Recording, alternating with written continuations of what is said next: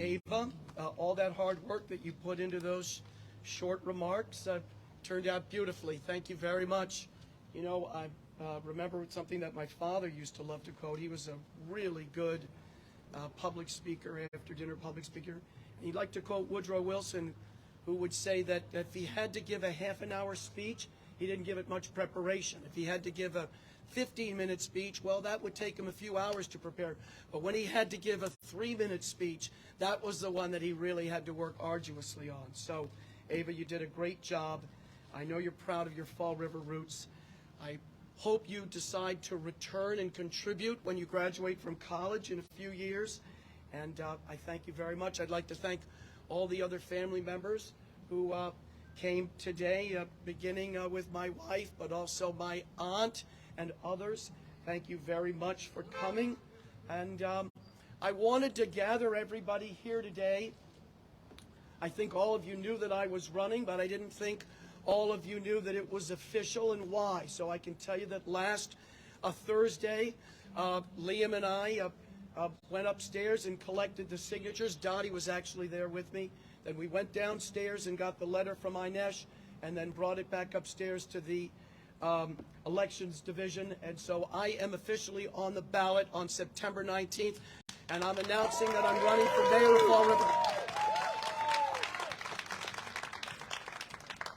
And I knew that when I made my announcement, and I'm not going to give long remarks, but I've given a lot of thought to everything I'm about to say, that I wanted a group of people here that came from all walks of life, from many different backgrounds, and ideally people that I had met and connected with and hopefully touched in my various roles and places where I lived in the city, beginning when I was a young assistant district attorney way back in 1991, and I rented a small apartment from, of all people, Bob Karam on Rock Street, people that I connected with and touched then during that period of my life. And then I thought I might see Paul Rebello here today. I don't know whether he made it, but others that I then met in my next transition, which was when I lived out at Ship's Watch, and I made the transition from prosecutor to defense attorney.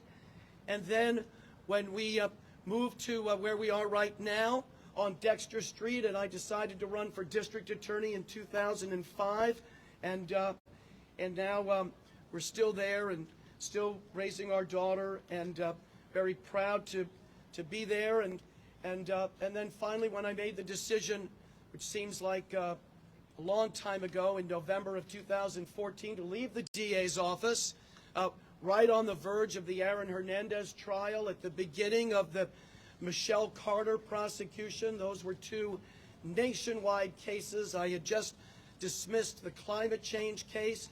I think you could say I was close to being a national figure as a district attorney with those three cases. But it wasn't what I wanted to do. I wanted to be the mayor of Fall River. And I am very grateful that I got that opportunity, and now I'm looking for another chance to do it, and to do it even better this time. Thank you. So, thank you. And the people that are here and the people that I've met along the way, I believe those people believe in me as a person and as somebody, and this is the central theme of the campaign, folks, as somebody who can deliver results for the city of Fall River. That is an expression that you are going to hear me say over and over and over again. Message, message, message. I can deliver results for the people of Fall River, results that he has not been able to deliver, and I can deliver them for all the people of Fall River, not just a select few of friends.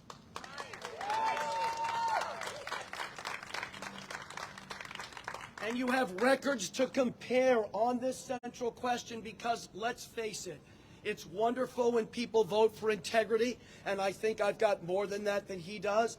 And it's wonderful when people vote for the person who they believe is hungrier for the job, and I think it's going to be clear that that's me. But people vote in their self-interest. And this election is about who the people of Fall River believe can deliver results for them. And I'm about to tell you over the next few minutes why that person is me. So let me begin by asking you, and I'll say it many times during the campaign, I had 9 years in politics, 8 as district attorney, 1 as mayor. He's had 4. Who delivered more results during their period in politics, me or Paul Coogan? The answer's clear, me. Thank you.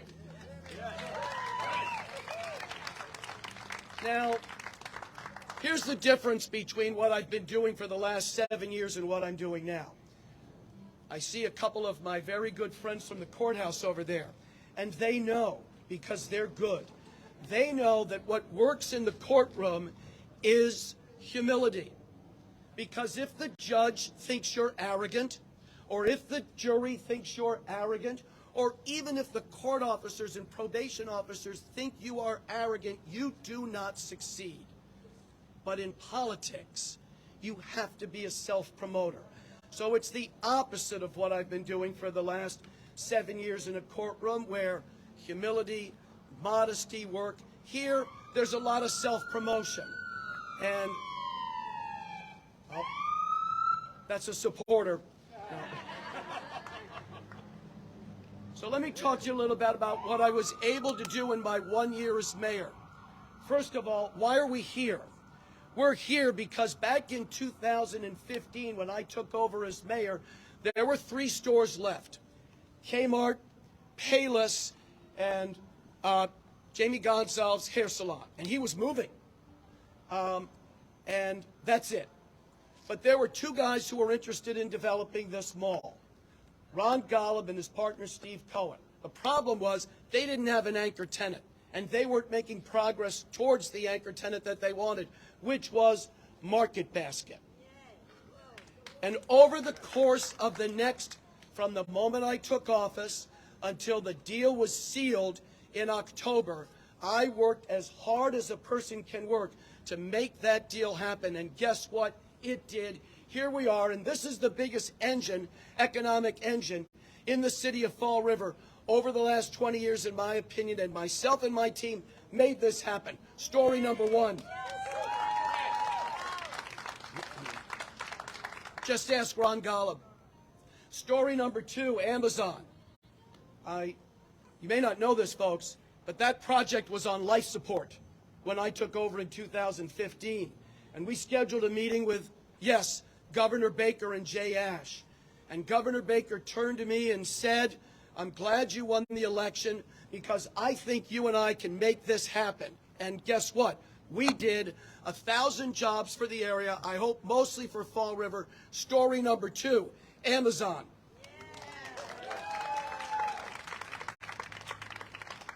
As JFK liked to say, one of my heroes, these stories have the distinct advantage of being true.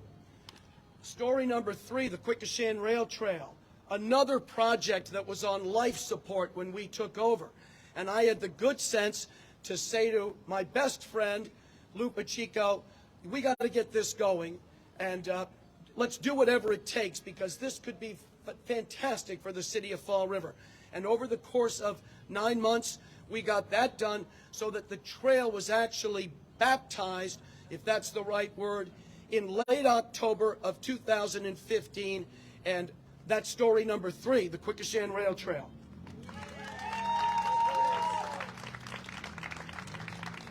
Let's also remember that the new Durfee High School, that whole project, began on my watch. I see Melissa here. I think she was on the initial committee there to get that going. Melissa Hendry. We also saw the expansion of 4 critical local businesses: Blount Seafood, Matook, New England Ropes, and Millstone Medical. Think of the economic development that took place in 1 year, and as a result, unemployment was cut 30% in that 1 year with the hundreds of jobs that were created. And I want to tell one last story, because this is a window into what we can do. So if you remember back in 2015, the idea for the biopark was what? Was a bioscience company, was a life science company. And we came this close. We were one of the last